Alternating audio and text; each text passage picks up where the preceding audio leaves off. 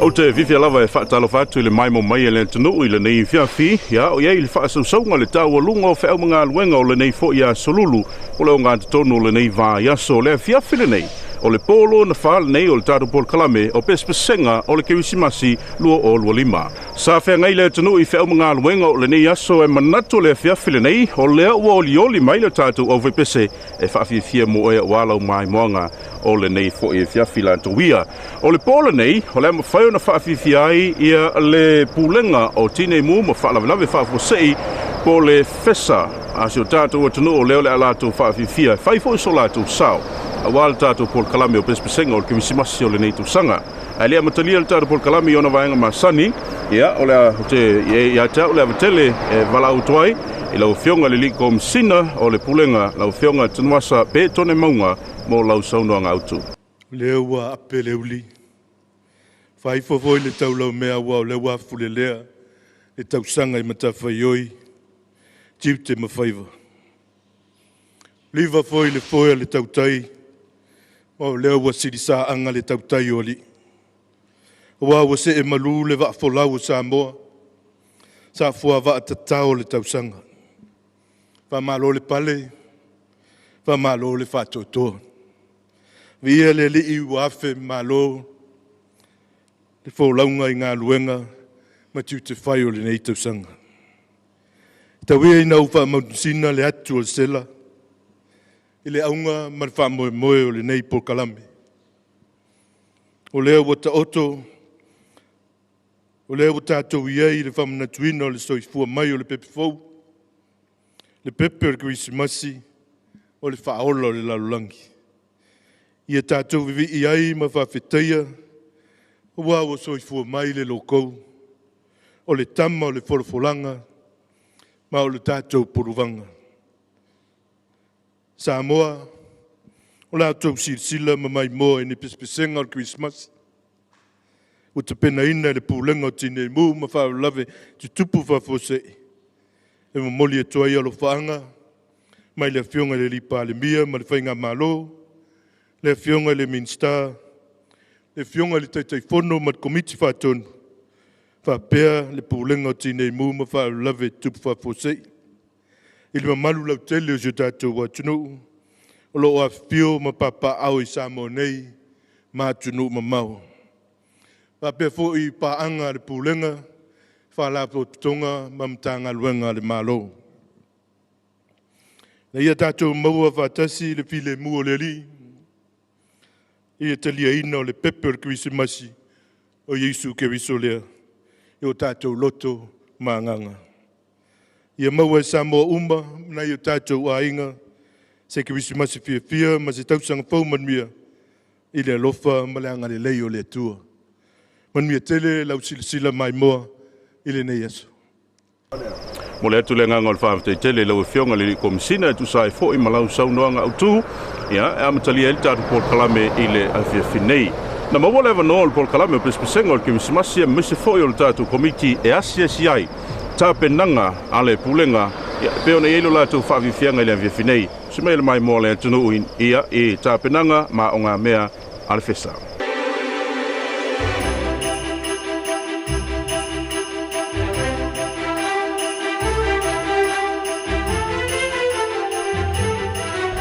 O le talamoni lava, o le taimi mua nei ua whawhiawhia po mo te awanoa ma se walaulia le pulenga. Ia e whawhiawhia fo i Pesepese fo i se walaulia whapene. Ia me se lava o sa whapitoa pe o le Kerisimasi. Ia o le nganga whangaitia, ia nganga whaptai fo i le ua mwhai fo i o na mo le wanoa. Pe whai loi fo i wai o le fo i ili tāleni la whai ngaluanga whai i o na whatino o le wai. Ia o le ngā leo whatasi fo i o le pulenga tu whatasi. Ke noa la matangopi ei, al tāpenanga ia o lomu a tāpena lava le pulenga o tine imu i le atotoa ma le mawolunga o le pulanga whatino ai le walauria lungo tu ima.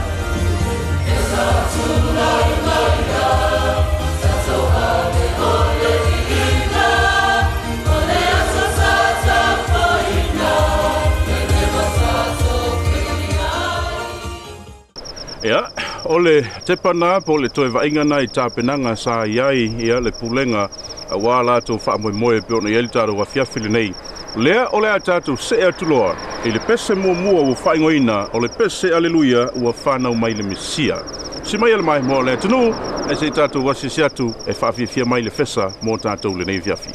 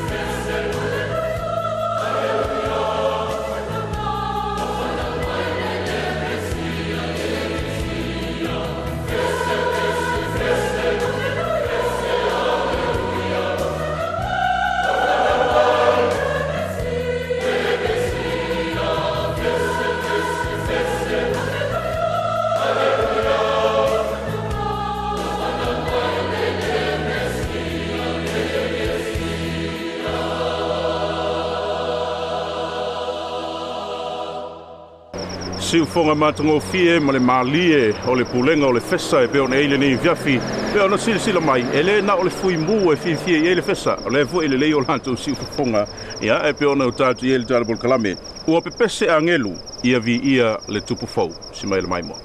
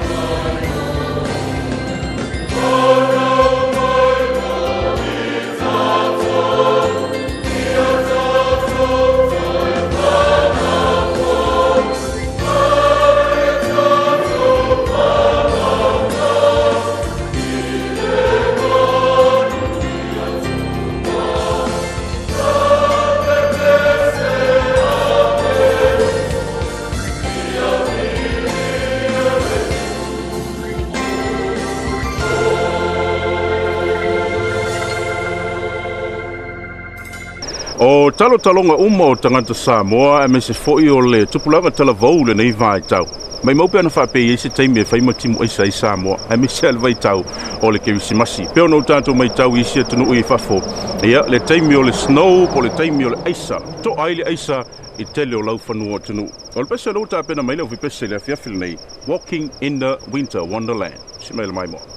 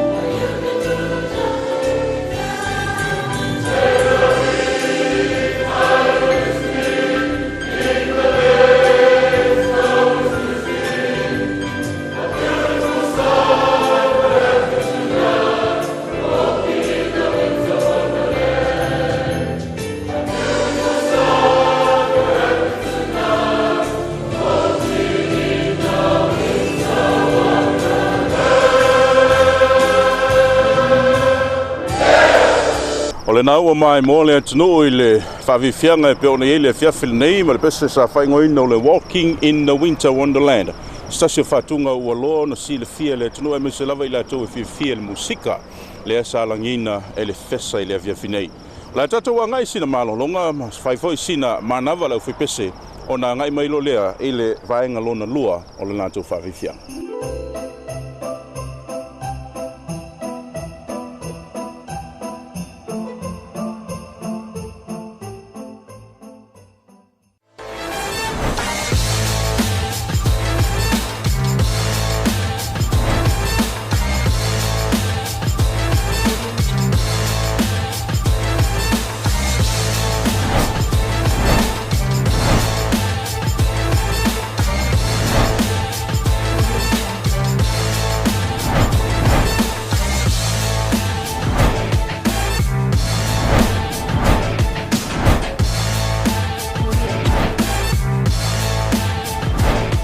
Design, perfect design. True.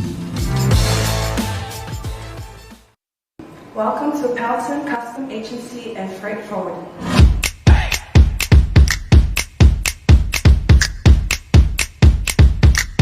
We treat your imports and exports. And custom experience needs. We care.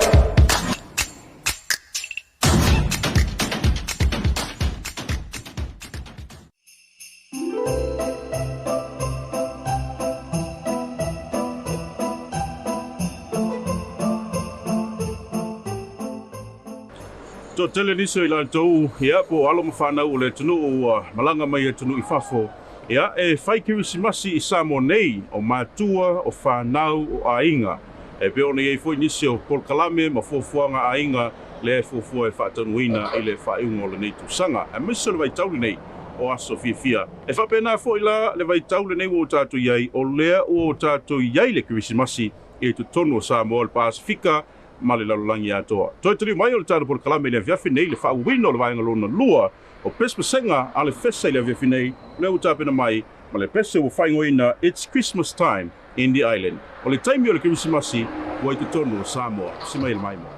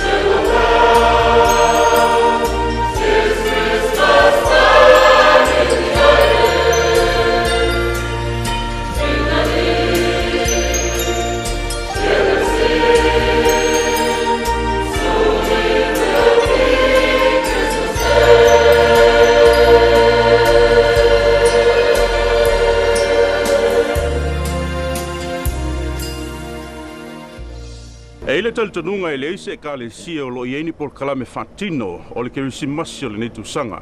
O le fua tawa lunga ma le sini au tu o le ne o le por kalame mai e foi fa moenga o le fai o se lotu whaaftai. O le pese fona le uta pena mai le Fesa i le viafi nei o mai tātou lotu ma whaaftai. Si mai le mai moa.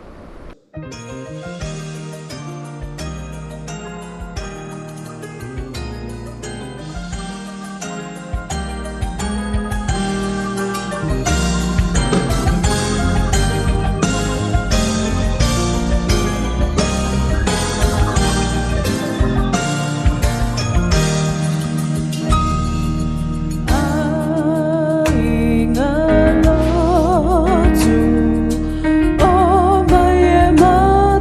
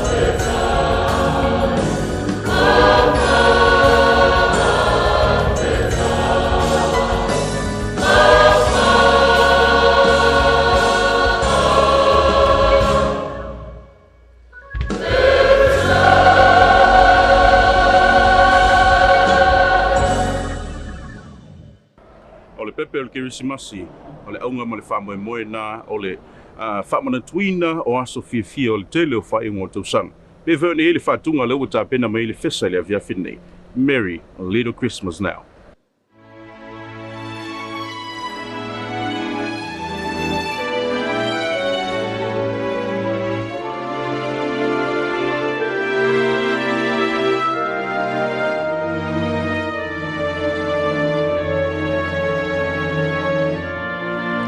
Have yourself a merry little Christmas. Let your heart be light. From now on, our troubles will be out of sight.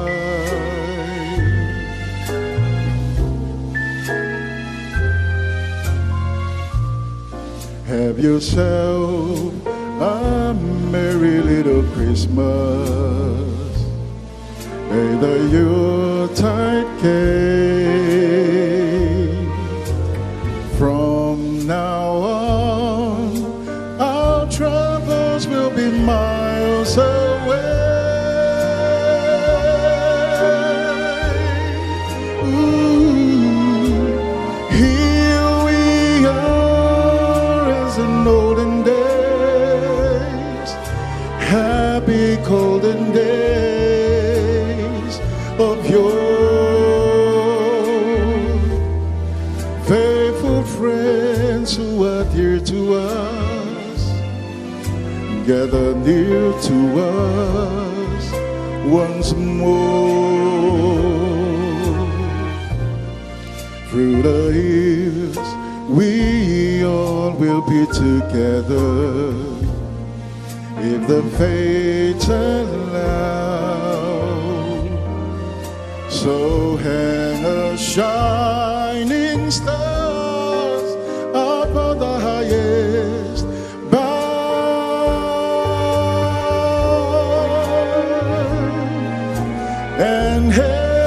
yourself a merry little Christmas now.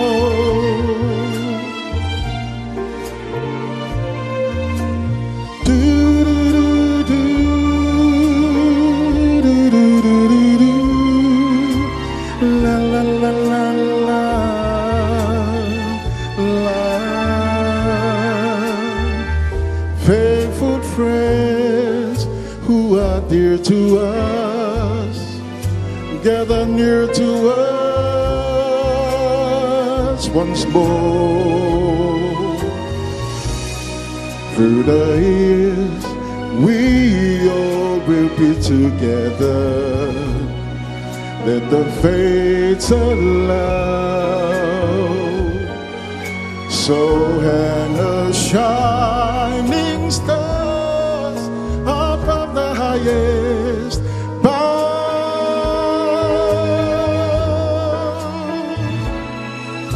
and have yourself a merry little Christmas now.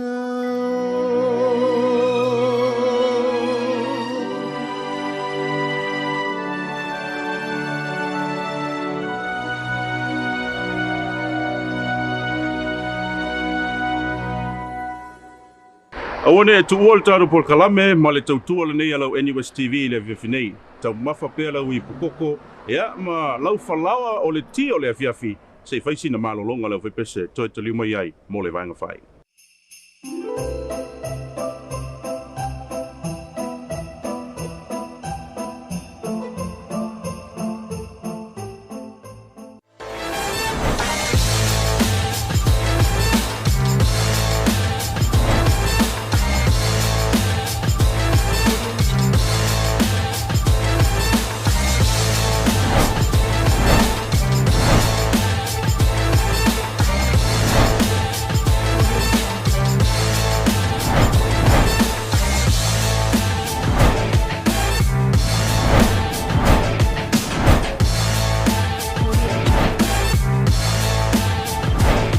Design graphic design.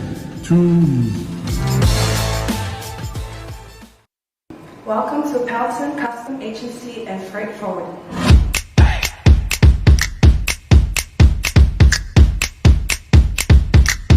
We treat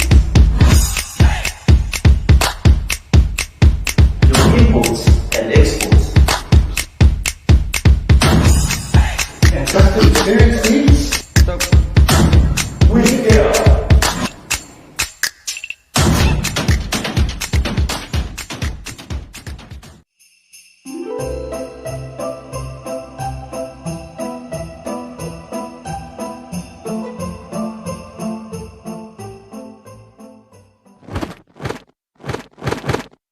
Onofo Maria Malefi au medangelu.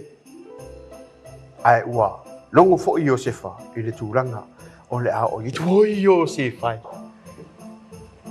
Ai atu sa I ka muta le sonni. Wau la so fau fa fa limba. Ngong ngar vai vai.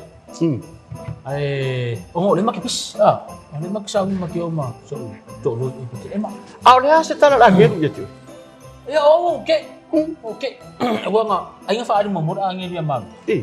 So ro ma bi to no mecha. Sai, ni se ngofir. Ni se ngofir me le sa kan mo men ma. Eu vou que eu não vou. Le se ngofir, o va. Le kare ngofir. Le ma ke ngo fo le se me wo. O fa pe no. Ne yel mo to. Lui me fa pende Josefa. E hanu taton. Ona ol angelu malengang pai. Dia mo fa pe la ye o ke lo fa ke ke. Fa pe la kam fa ke ma dia kwa voi. Ke lo le se so ngalo ke mo. Tu asa angelu. Mai. Se fa. Awu ke. Kalau dia yang kan ngopo ima dia ya. Mo min fa ma. Fa ngolo ke minga. Bo, kupu do ogi do. Ofisia. O fa pero ni amuya ma wo. Iyo. Fiti vila leli. Tau sia tamba fufa. Iya. Yang nga lewo masa ni makyo kuti. Okay, kusingai ngo. Ya ma ko isi ko masal peke wo rai o so ko. Mana. Pero au Joseph, man wir finga malang. Ta kai sai. Alo fatu. Ia, alo fa mai fo. Ai se me mna mi la pili mai. Ia wan. Ele fia fila nei ma le whaawiwhianga a le pulenga o le tine mua ma whaalawe whaafusei po le Fesa. Ua sui ei foi i ele whaaiunga o lātu ngā luenga o le netu sanga lua whelua sifumule lima. E se mai le tele o tau sanga, ia e tā walunga lātu ngā luenga i pāti o whiwhianga ma vaenga whapena. Pitai o le tau sanga le nei. Ua tā walunga i Pesepesega ma vi inga o le tua. O sa whiwhianga sili fo nai le pulenga ma leo whai ngā luenga o le tine mua ma whaalawe whaafusei. O leo tāpena mai leo whai pese le whiawhila nei ma le lātu whaawhiwhianga o pese sui whai filoi po le Christmas medley. Si mai le mai moa.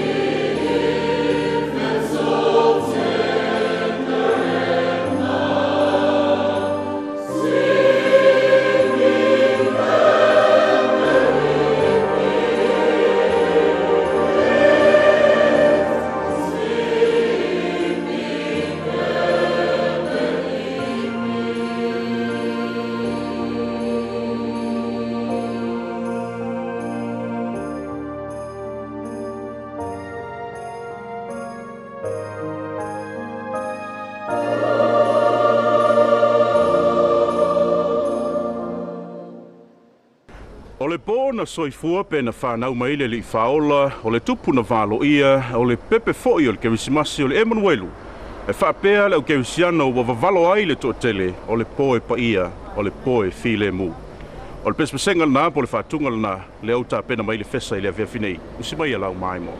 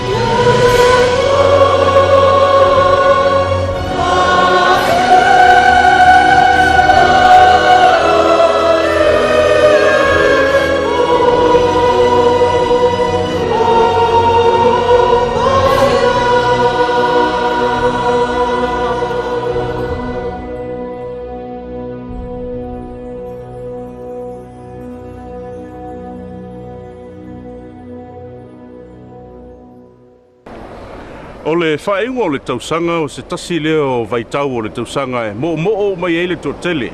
E le ngata leo whai ngā ruenga i malo longa mai ngā ruenga i masani ai. Ia me se whai o nei alo mo whanau se i wasai mai ai ia me haonga masuenga sa i le tausanga atoa. Tena ne foi o le tapua inga mātua ia o i la tau o lo tali mau i a inga o lo whai le whai o le tapua i ma le tausi a inga. Le ala o tātou o mai le vaitau o le Kerisimasi o le vaitau o aso fia. O le pesa le uta pena mai le Fesa le vea finei. I'm dreaming of a white Christmas.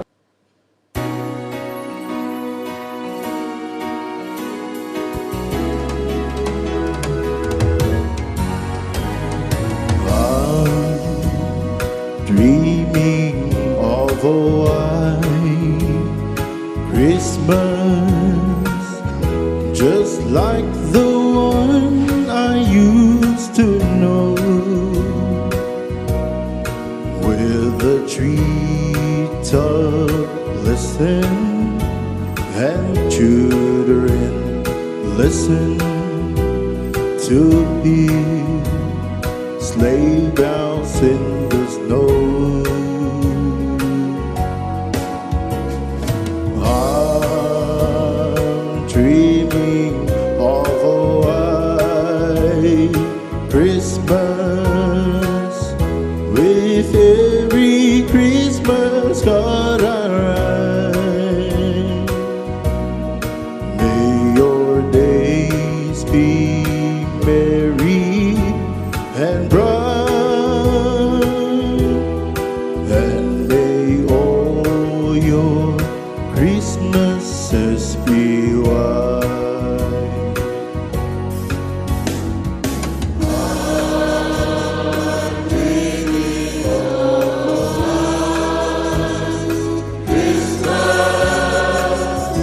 Just like the one I used to know, where the treetops listen and children listen to hear sleigh bells in the snow. I'm dreaming of a white Christmas, with every Christmas card I write. May your days be merry and bright, and may all your Christmases be white. May your days be merry and bright, and may all your Christmases be white.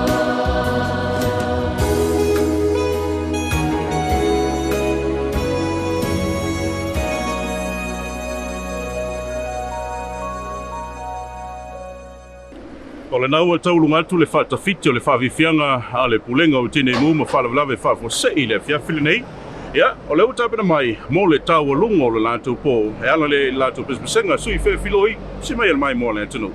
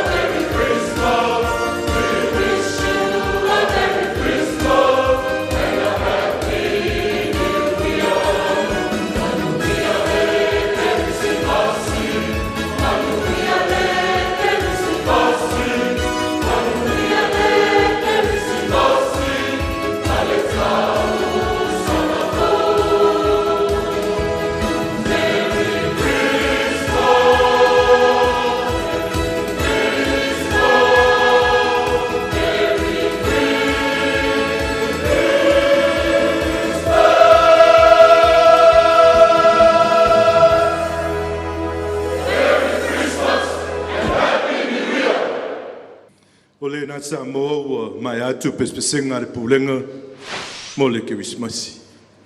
O e na molio o yo tau loto ma finangalo le winga ma le unga moni o le nei vai tau o le tausanga. I le fio mai o le pepefou o le Kerisimasi o le mātou talo ia maua o mai Samoa mo si o tātou atunu uma se Kerisimasi manuia ma se tausanga fou fia i le lofa ma le anga leo le tua. Soifua. O le naua mautu atu se ataiti o le afiafil nei ala i Pesepesega ma vi ingo le tua e pe ona langiina mausuina e le pulenga o le tine mu ma whalaulawe whafosei. E pe ona o tātu iei le afiafil nei leo o tāua lunga lanto Pesepesega. E whapena fo i le saunoanga le fionga le komisina e pe ona iela na saunoanga whai i le afiafil nei. O le fifianga sili ma o se naunau tainga o le pulenga ua maua se avanoa e lanto te whafifiai. E Pesepesega o le Kerisimasi e lunga o le tautua le nei alau NUS TV e beona ile nei tusanga lua o lua lima e maise ai se taimi mua le nei umwhauna maua e le Fesa se avanoa whapene ia ua o lātou whaile masao o le Paul Kalame o le nei tusanga whamanatu whatasi ei masa moa tātou maua le langona o le Kerisimasi langona o aso fifia e beona ile nei tusanga lua afe lua se fuma lima Mamoli atu aile nganga le whaafteitele le komiti whaafoe ma le fono whaatonu o le pulenga tai nane fo o lau fionga le komisina ma le mamalu o le pulenga a maise o le pai o le au whainga luenga le Fesa tu sai ma lau tau sao tāua i le nei Paul Kalame e peona i le nei tau sanga. Ia, o le tau alunga fo le nao o le tātou Paul nei le Paul o na wha awane e misia o le poa tai au le a whaafifiai nisi o fo iala o onga i tonu le universite peona i le fo iala o mtau pa whaasai nisi ai mai se foi mtau tau se soifua.